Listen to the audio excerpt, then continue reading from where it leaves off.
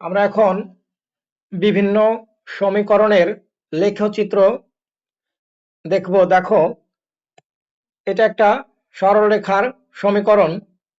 X অক্ষ এবং Y অক্ষ উভয়কে ছেদ করেছে। তারপর এটা একটা সরলরেখার সমীকরণ। লেখচিত্র তোমরা দেখতে পাচ্ছ, ওয়াই অক্ষের সমান্তরাল। এইটাও দেখো ওয়াই অক্ষের সমান্তরাল, কিন্তু বাম দিকে। এটা ডান দিকে, এটা বাম দিকে। এইটা এক্স অক্ষের সমান্তরাল উপরে, এইটা এক্স অক্ষের সমান্তরাল নিচে, আর এইটা হচ্ছে উভয় অক্ষকে ছেদ করেছে। অর্থাৎ এক্স অক্ষের সমান্তরাল, ওয়াই অক্ষের সমান্তরাল, এক্স অক্ষের এবং ওয়াই অক্ষের ছেদ বিন্দু গামী সবই দেখলাম। এটা হচ্ছে বৃত্তের সমীকরণ। এটাও বৃত্তের সমীকরণ।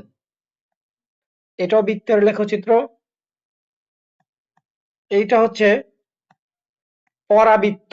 এই লেখচিত্রটা পরাবৃত্ত। এটাও পরাবৃত্ত, এটাও পরাবৃত্ত। এটা হচ্ছে উপবৃত্ত। এটাও উপবৃত্ত। এটা হচ্ছে অধিবৃত্ত। এটা বলা হচ্ছে অধিবৃত্ত। অধিবৃত্ত আর পরাবৃত্তর মধ্যে পার্থক্য দেখো। এটা হচ্ছে অধিবৃত্ত,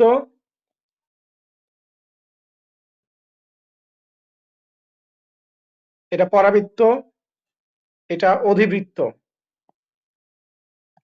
এটাও অধিবৃত্ত,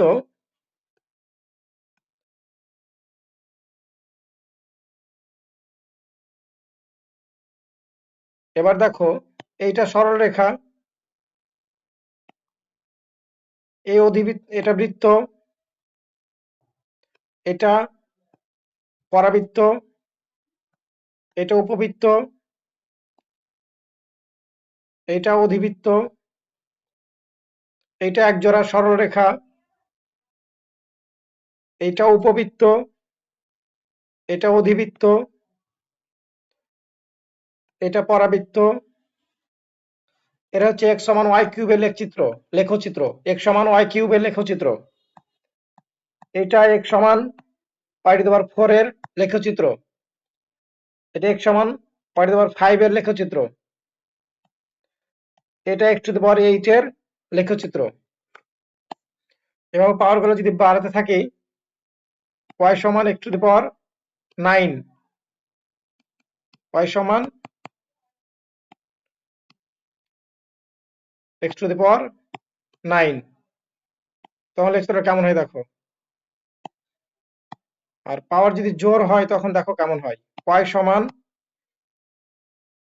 এক্স টু দি পাওয়ার 12। পাওয়ার জোর হচ্ছে তখন সম্পূর্ণ উপরে চলে যাচ্ছে, আর যখন বিজোড় হচ্ছে তখন উপর দিকে এবং নিচের দিকে চলে যাচ্ছে।